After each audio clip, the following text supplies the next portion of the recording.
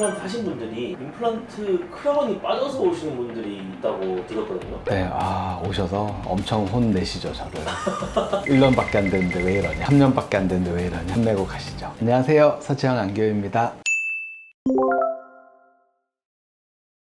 크게 이제 세 파트로 나눠지는데, 뼈 안에 들어가서 이제 밖에서 보이지 않지만 일을 하는 이제 임플란트 부분, 그 다음에 임플란트 부위와 이 치아 부분을 연결하는 이제 기둥 부분 이렇게 있고요. 크라운이 빠졌어야 할 때 이제 크라운이라고 부르는 부분은 제일 바깥에 있는 하얀색 부분. 대부분 이제 빠지는 이유는 임플란트의 기둥과 이 크라운을 연결하는 걸 저희가 보통 접착제로 연결해 두거든요. 이 접착제가 좀 약해지면 얘가 빠져서 오시는 경우가 있어요. 원장님이 접착제를 잘 안 발라서 떨어진 건가요? 네, 그건 아니고 열심히 잘 발라드렸는데, 쓰시다 보면 임플란트를 수리해야 될 일이 생기거든요. 지금 여기 보시는 것처럼 이제 위에 크라운이 구멍이 없는 경우가 있고요, 크라운 위쪽에 구멍이 뚫려 있는 경우가 있어요. 보통 나중에 이제 수리를 하기 위해서 임플란트 위쪽에 구멍을 뚫어 드리는 거는 이 안쪽을 통해서 드라이버로 이 기둥 부분을 열어서 얘를 쉽게 빼기 위해서 이렇게 모양을 만들어 놓은 거거든요. 근데 이제 앞니 같은 경우나 작은 어금니에서 경사가 좀 심한 경우에는 구멍을 뚫어서 만들면 너무 이상하겠죠. 그래서 제가 구멍 없이 이런 식으로 위에 씌우는 걸 이제 만들어 드려서 붙여드려요. 이러면 이제 제가 수리를 할 일이 생겼을 때 얘를 빼야 그 다음에 안쪽 기둥을 풀 수가 있거든요. 근데 이제 이걸 못 빼고 그냥 완전히 제일 단단한 접착제로 붙여버리거나, 아니면 이걸 붙였는데 지금처럼 이렇게 스크류는 풀려서 왔다 갔다 하지만 안쪽을 볼 수가 없는 경우에는 얘를 다 잘라서 부순 다음에 이 안에를 수리를 해줘야 되거든요. 그럼 이 수리를 할 때마다 이 크라운을 새로 만들어야 되니 이게 항상 비용이 많이 들게 돼 있어요. 나중에 보통 때는 그래도 좀 안 빠지면 좋지만 힘을 줘서 빼야 될 때는 빠질 수 있도록 그렇게 제작이 되거든요. 그래서 쓰시다 보면 좀 끈적이거나 단단한 거 드셨을 때 얘가 약간 움직이면서 빠질 것처럼 느껴지거나 진짜로 빠져서 오시는 경우가 생기는 거죠.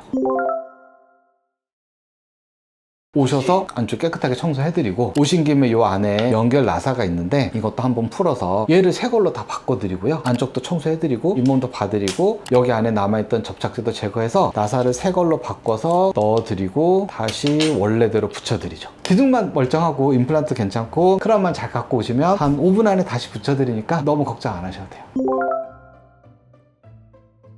저희가 이거를 가운데 이제 구멍을 뚫어 놨잖아요. 그럼 이제 이 구멍을 통해서 저희가 뒤에 어금니 기둥부터 다 빼서 이제 안쪽에 수리를 해드릴 수 있는 상황이 됐으니 여기는 제일 단단한 접착제로 붙여드려요. 물론 이 접착제도 수명은 있죠. 단순히 접착제 수명이 다 돼서 빠진 경우는 오시면 또 앞니 접착제 붙였던 것처럼 똑같이 접착제만 새로 바꿔드리면 돼요. 이제 얼마 안 됐는데 빠졌다 이럴 때가 좀 문제거든요. 그러면 대부분의 원인은 마찰력과 접착제로도 못 버틸 만큼 옆으로 힘이 강하게 들어가거나 이 마찰력이 생기지 못할 정도로 이 가운데 기둥의 길이가 너무 짧은 경우가 있어요. 짧을 때는 하나로는 이제 해서 좀 잘 떨어지니까 2개나 3개를 묶어서 연결해 드리는 경우도 있고요, 하나든 2개든 3개든 묶었는데도 이게 빠진다 했을 때는 사실 이제 애초에 위아래 높이가 너무 짧은 경우가 있거든요. 근데 이게 이제 선천적으로 위아래 짧은 경우도 있지만 대부분은 이제 위아래 쓰시면서 치아들이 마모가 되거나 빠진 치아를 방치하면, 아래쪽이 빠졌다고 예를 들면 아래 치아가 높이가 10mm, 위에 치아 높이가 10mm였는데 아래 치아가 빠지고 위 치아가 그대로 내려오면서 5mm가 사라지면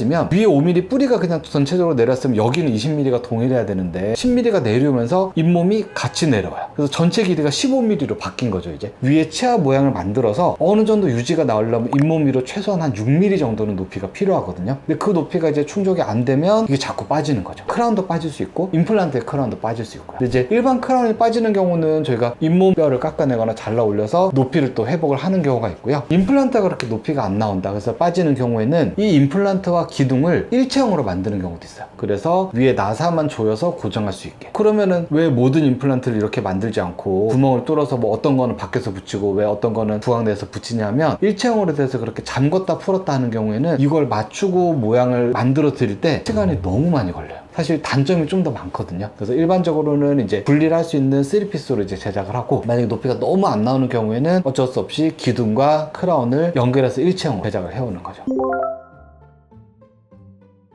이제 접착제 힘이 좀 약할 수 있으니 너무 끈적이거나 단단한 거 좀 조심해 주셔야 되고, 특히 좀 이제 이갈이가 있거나 이를 물고 있는 습관이 있는 분들이 잘 빠져서 오는 건 또 맞거든요. 그래서 이제 이갈이가 너무 심하다는 분들은 이갈이 장치나 그런 보톡스 치료 같은 걸 이용해서 이갈이 자체를 좀 줄여주는 게 좀 필요할 것 같고요. 이를 꽉 물고 계시는 습관도 사실 접착제에 이제 계속 힘이 가는 거니까 이런 것들도 좀 상담을 통해서 이제 장치를 낀다든지 뭐 다른 또 생활 습관을 바꿔서 꽉 물고 있는 습관을 좀 고칠 수 있도록 하는 것도 좀 필요할 것 같아요. 전 빠져서 자꾸 귀찮게 오시게 해서 죄송하고요. 제가 이거를 정말 성의있게 잘해드려도 구조상 좀 빠질 수밖에 없는 부분들이 있어요. 어쨌든 얘는 원래 수리를 해야 되는 거기 때문에 뺄 때는 빼야 되거든요. 이거 너무 안 빠져도 문제라서 아까 말씀드린 것처럼 이제 접착제를 이용하든 나사를 조이든 여러 가지 방법으로 저희가 고정을 시켜놓고 수리를 할 수 있도록 만들기 때문에 이런 이제 문제가 생기는 것 같아요. 나중에 이제 수리를 해서 쓰실 때 비용적인 부담이 안 되도록 저희가 이제 그런 방법으로 하고 있는 거라 조금 이해를 해주시면 좋을 것 같고, 그리고 특히 첫날 이제 붙이고 나서 이제 간단하게 굳을 때까지가 좀 중요하거든요. 첫날에는 그런 음식들 좀 피해 주시면 좋을 것 같아요.